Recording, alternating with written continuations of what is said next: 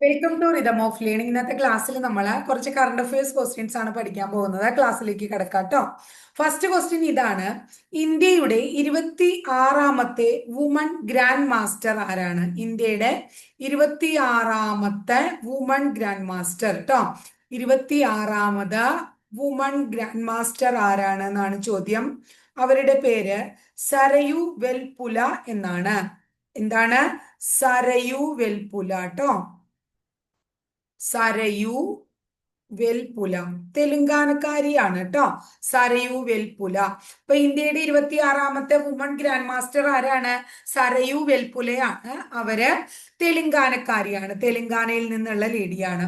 ഇനി അടുത്ത ചോദ്യം: ഇന്ത്യയിലെ ആദ്യത്തെ ക്വാണ്ടം സിറ്റി എന്ന ആശയം അവതരിപ്പിച്ച സംസ്ഥാനം ഏതാണ്?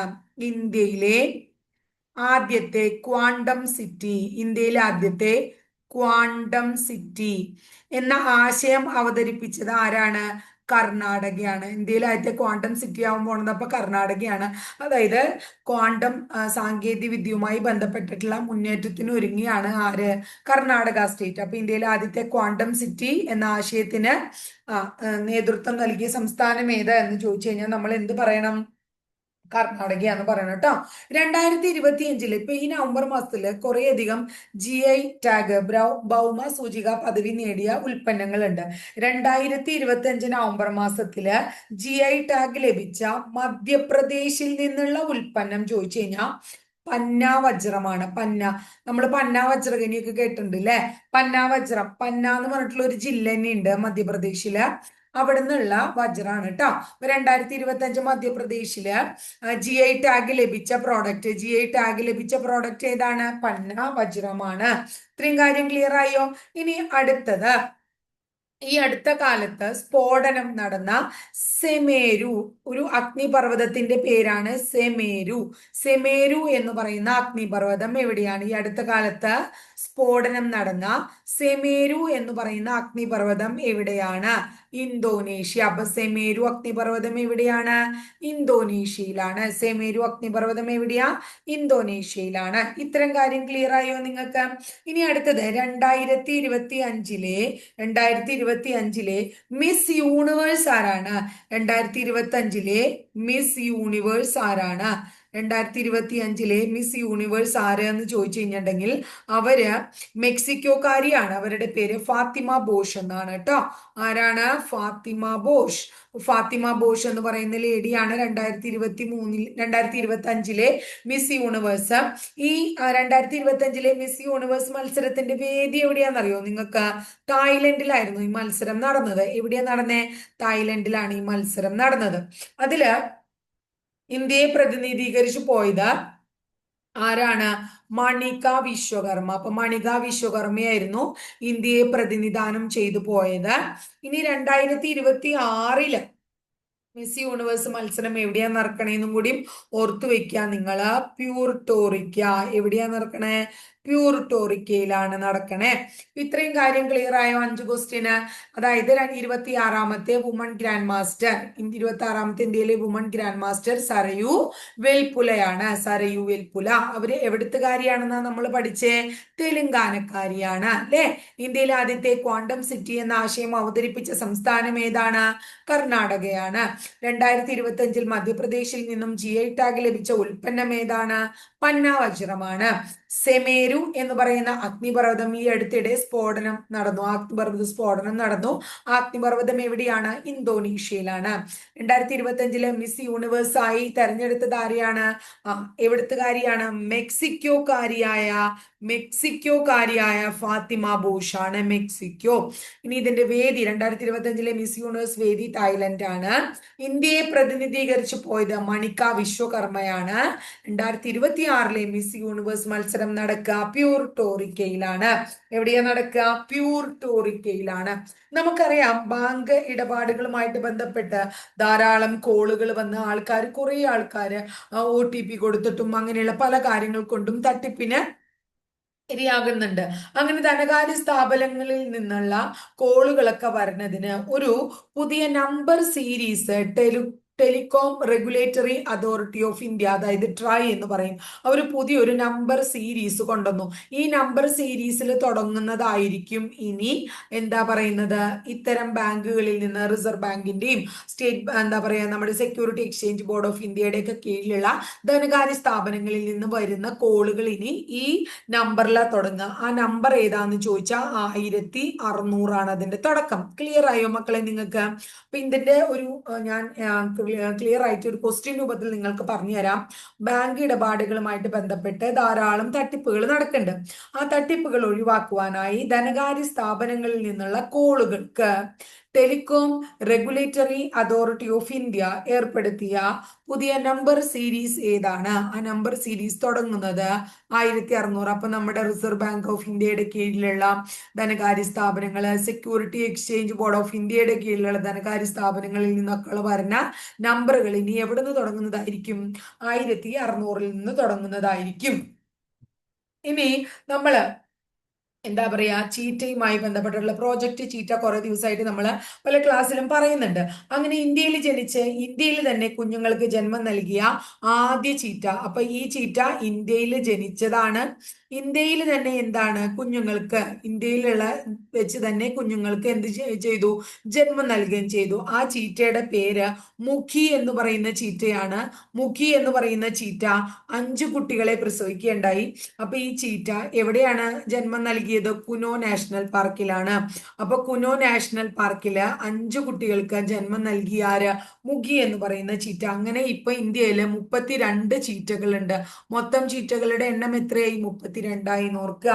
ഇത്രയും കാര്യം ക്ലിയർ ആയോ? ഇന്ത്യയിൽ ജനിച്ച് ഇന്ത്യയിൽ കുഞ്ഞുങ്ങൾക്ക് ജന്മം നൽകിയ ആദ്യ ചീറ്റയാണ് മുഖി എന്ന് പറയുന്ന ചീറ്റ. 5 കുഞ്ഞുങ്ങൾക്കാണ് ജന്മം നൽകിയത്. കുനോ നാഷണൽ പാർക്കിലാണ്. ഇപ്പൊ ചീറ്റകളുടെ എണ്ണം 32 കേട്ടോ. ഇനി അടുത്തത് 2035 ആവുമ്പോഴേക്കും ഇന്ത്യയിൽ മുഴുവൻ എന്ത് ഇ പാസ്പോർട്ട് കൊണ്ടുവരിക എന്ന ഉദ്ദേശത്തോടു കൂടി, എന്താണ് ഇ പാസ്പോർട്ട് കൊണ്ടുവരിക എന്ന ഉദ്ദേശത്തോടു കൂടി പ്രചാരണത്തിലായിട്ടുള്ള പദ്ധതിയുടെ പേരെന്താണ്? എന്താണ് ആ പദ്ധതി? പാസ്പോർട്ട് സേവാ പ്രോഗ്രാം. ആ പദ്ധതിയുടെ പേര് ഇതാണ്. എന്താണ്? പാസ്പോർട്ട് സേവാ പ്രോഗ്രാം. പാസ്പോർട്ട് സേവാ പ്രോഗ്രാം 2.0. അപ്പൊ എന്താണ് പാസ്പോർട്ട് സേവാ പ്രോഗ്രാം 2.0? പാസ്പോർട്ട് സേവാ പ്രോഗ്രാം 2.0ന്റെ പ്രത്യേകത 2035 ആവുമ്പോഴേക്കും ഇന്ത്യയിൽ മുഴുവൻ ഈ പാസ്പോർട്ട് നടപ്പാക്കുക. പാസ്പോർട്ടുമായി ബന്ധപ്പെട്ടിട്ടുള്ള പ്രശ്നങ്ങൾ അല്ലെങ്കിൽ തട്ടിപ്പ് കേസുകളൊക്കെ ഇല്ലാണ്ടാക്കാൻ ഈ പാസ്പോർട്ട് സംവിധാനം 2035 ആവുമ്പോഴേക്കും പൂർണ്ണമായി നടപ്പിലാക്കാന്നാണ് നമ്മൾ ഉദ്ദേശിക്കണേ. അതിനുവേണ്ടി കൊണ്ടുവന്നിട്ടുള്ള പദ്ധതിയാണ് പാസ്പോർട്ട് സേവാ പ്രോഗ്രാം. എന്താണ്? പാസ്പോർട്ട് സേവാ പ്രോഗ്രാം.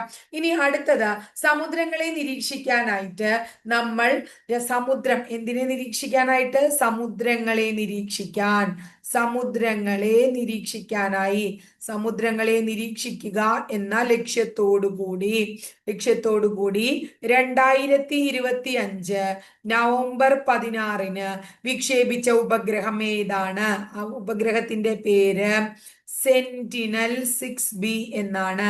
Sentinel 6B. അപ്പൊ എന്താണ് ഉപഗ്രഹത്തിന്റെ പേര്? Sentinel 6B. സമുദ്രങ്ങളെ നിരീക്ഷിക്കുക എന്ന ഉദ്ദേശത്തോടു കൂടി 2025 നവംബർ 16 വിക്ഷേപിച്ച ഉപഗ്രഹമാണ് സെന്റിനൽ 6B. എന്താണ്? Sentinel 6B. ഇനി അടുത്തത് നമ്മുടെ സംസ്ഥാനത്തെ പൊതുവിദ്യാഭ്യാസ വകുപ്പ് ഉണ്ടല്ലോ. പൊതുവിദ്യാഭ്യാസ വകുപ്പ്, അതായത് education department, state education department, പൊതുവിദ്യാഭ്യാസ വകുപ്പ്, സ്റ്റേറ്റ് എഡ്യൂക്കേഷൻ ഡിപ്പാർട്ട്മെന്റിന് കീഴിലുള്ള ഓഫീസുകളിലൊക്കെ അഴിമതി നടക്കുന്നുണ്ടോ എന്നറിയാനായിട്ട് വിജിലൻസ് ഒരു പരിശോധന നടത്തി. ആ പരിശോധനയുടെ പേരെന്താ അറിയോ നിങ്ങൾക്ക്? Operation black board. എന്താണ് പരിശോധനയ്ക്ക് വിളിച്ച പേര്? ഓപ്പറേഷൻ ബ്ലാക്ക് ബോർഡ് എന്നാണ്. ഇപ്പൊ 2025 പൊതുവിദ്യാഭ്യാസ വകുപ്പിന്റെ കീഴിലുള്ള സ്ഥാപനങ്ങളില് ഓഫീസുകളില് അഴിമതികളൊക്കെ നടക്കുന്നുണ്ടോന്ന് അറിയാൻ വിജിലൻസ്, സംസ്ഥാന വിജിലൻസ് നടത്തിയ പരിശോധനയ്ക്ക് എന്ത് പേരിട്ട് വിളിക്കുന്നു? ഓപ്പറേഷൻ ബ്ലാക്ക് ബോർഡ് എന്ന് വിളിക്കുന്നു.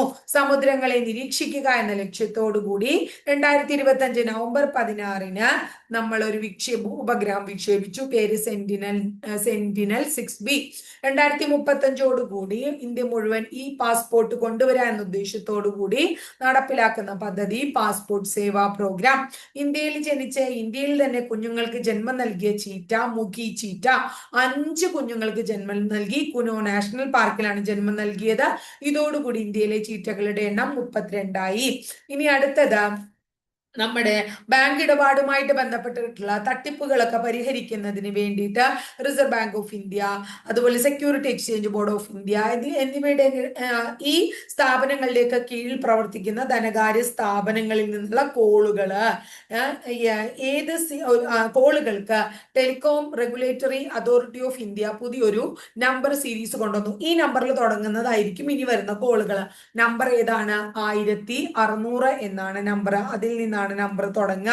ഇത്രയും കാര്യം ക്ലിയർ ആയോ മക്കളെ? ഇത്രയും കാര്യം ക്ലിയർ ആയോ?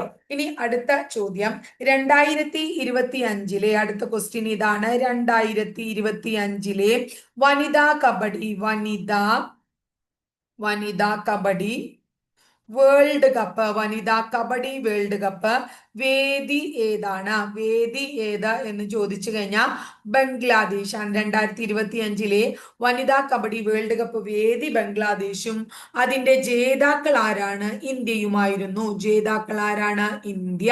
2025 വനിതാ കബഡി വേൾഡ് കപ്പ് വേദി ബംഗ്ലാദേശ്, വനിതാ കബഡി വേൾഡ് കപ്പ് ജേതാക്കൾ ആരാണ്? ഇന്ത്യ. ഇനി അടുത്ത ചോദ്യം 2026 നടക്കുന്ന അന്താരാഷ്ട്ര ടൂറിസം കോൺക്ലേവ്, അന്താരാഷ്ട്ര ടൂറിസം കോൺക്ലേവിന്റെ വേദി ഏതാണ്? അന്താരാഷ്ട്ര ടൂറിസം കോൺക്ലേവിന്റെ വേദിയായിട്ട് പറയുന്നത് ഏതാണെന്നറിയോ നിങ്ങൾക്ക്? നമ്മുടെ സംസ്ഥാനത്ത് തന്നെയാണ്, നിലമ്പൂരാണ്. അപ്പൊ മലപ്പുറം ജില്ലയിലെ നിലമ്പൂര് 2026 അന്താരാഷ്ട്ര ടൂറിസം കോൺക്ലേവിന് വേദിയാകുന്നു. മനസ്സിലായില്ലേ? ഇനി അടുത്തത്, ഇന്ത്യയിൽ ഏത് സംസ്ഥാനത്താണ് മാവോയിസ്റ്റുകളെ തുരത്താൻ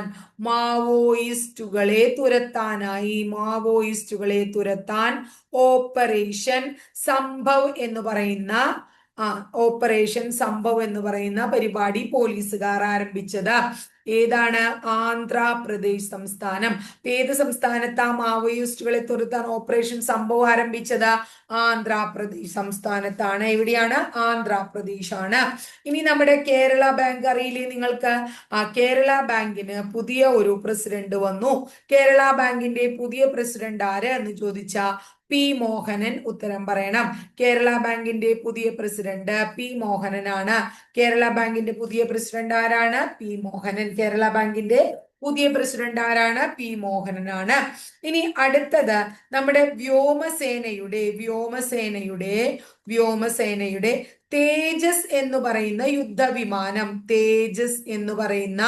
യുദ്ധവിമാനം, വ്യോമസേനയുടെ തേജസ് എന്ന് പറയുന്ന യുദ്ധവിമാനം തകർന്ന ഒരു പൈലറ്റ് മരിക്കുകയുണ്ടായി. അദ്ദേഹത്തിന്റെ പേരെന്താണ്? നമാൻഷ്. ആരാണ്? നമാൻഷ് സിയാൽ എന്നാണ് പേര്. Namansh CIAL. Dubai air show അഭ്യാസ പ്രകടനത്തിനിടെയാണ് ആ ഒരു മരണം നടന്നത്. അപ്പൊ ദുബായ് എയർ ഷോ അഭ്യാസ പ്രകടനത്തിനിടെ വ്യോമസേനയുടെ തേജസ് യുദ്ധവിമാനം തകർന്ന് മരിച്ച പൈലറ്റിന്റെ പേര് നമാൻഷ് സിയാലാണ്. 2025 വനിതാ കബഡി വേൾഡ് കപ്പ് വേദി ബംഗ്ലാദേശ്, ജേതാക്കൾ ഇന്ത്യ. 2026 അന്താരാഷ്ട്ര ടൂറിസം കോൺക്ലേവ് വേദി നിലമ്പൂർ. മാവോയിസ്റ്റുകളെ തുരത്താൻ ഓപ്പറേഷൻ സംഭവ് എന്ന് പറയുന്ന നടപടി കൊണ്ടുവന്നത് ആന്ധ്രാപ്രദേശില്. കേരള ബാങ്കിന്റെ നിലവിലെ പ്രസിഡന്റ് പി മോഹനൻ. വ്യോമസേനയുടെ തേജസ് യുദ്ധവിമാനം തകർന്ന് മരിച്ച പൈലറ്റ് ആണ് നമാൻഷ് സിയാല. അദ്ദേഹം ദുബായ് എയർ ഷോ അഭ്യാസ പ്രകടനത്തിനിടെയാണ് മരണമടഞ്ഞത് എന്ന് മനസ്സിലാക്കാം.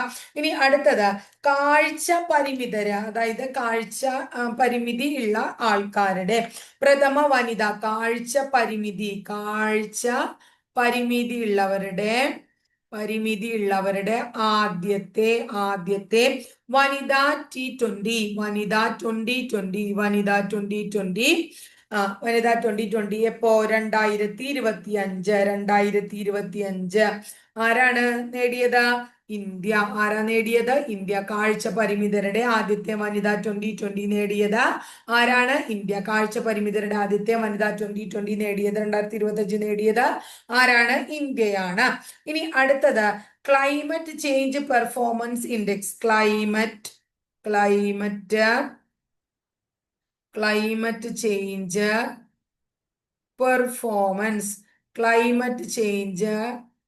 Performance index. Climate change performance index 2026 അനുസരിച്ച് ഇന്ത്യയുടെ പൊസിഷൻ എത്രയാണ്? 23. ഇന്ത്യയുടെ പൊസിഷൻ 23. അപ്പോ ഫസ്റ്റ് ആരാന്ന് ചോദിച്ചു കഴിഞ്ഞാൽ ഡെൻമാർക്കാ. ശരിക്കും ഇവിടെ ഫസ്റ്റ് ഇല്ല കേട്ടോ മക്കളെ, നമ്മൾ മനസ്സിലാക്കുക. അതായത് 1-ാം സ്ഥാനത്ത്, 2-ാം സ്ഥാനത്ത്, 3-ാം സ്ഥാനത്ത് ഒരു രാജ്യങ്ങളും ഇല്ല.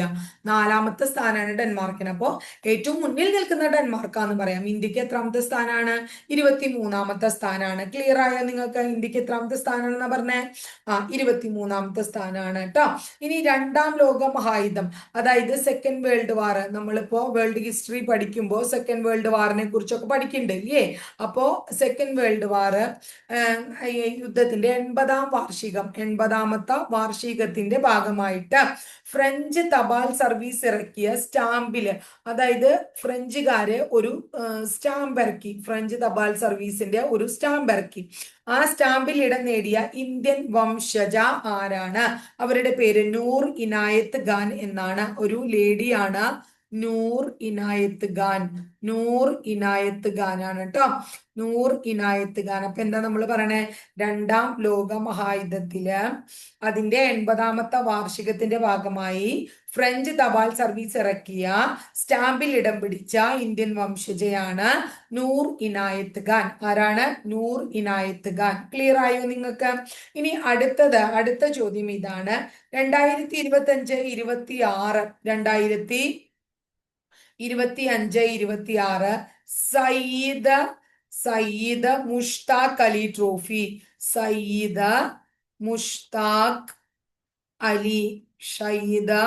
മുഷ്താഖ് അലി ട്രോഫി ട്ടോ. ഈ ട്രോഫി കേരളത്തെ നയിക്കുന്നത് ആര്? ഇതിലെ കേരളത്തെ ആര് നയിക്കും? കേരളത്തെ നയിക്കുന്നത് സഞ്ജു സാംസൺ ആണ്. ആരാണ്? സഞ്ജു സാംസൺ. ക്ലിയർ ആയോ മക്കളെ? 2025-26 സയ്യിദ് മുഷ്താഖ് അലി ട്രോഫിയിലെ കേരളത്തെ നയിക്കുന്നത്, അതിനുവേണ്ടി കേരളത്തെ നയിക്കുന്നത് ആരാണ്? സഞ്ജു സാംസൺ ആണ്. കേരളത്തെ നയിക്കുന്നത് സഞ്ജു സാംസൺ ആണ്. ഇനി വളരെ ഇമ്പോർട്ടന്റ് ആയിട്ടുള്ള ഒരു ചോദ്യം, അതായത് ജ്ഞാനഭാരതം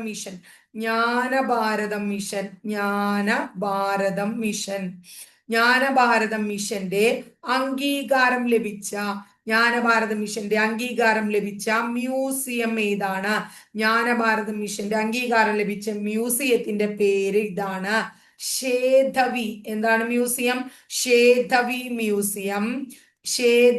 museum and Indological research institute.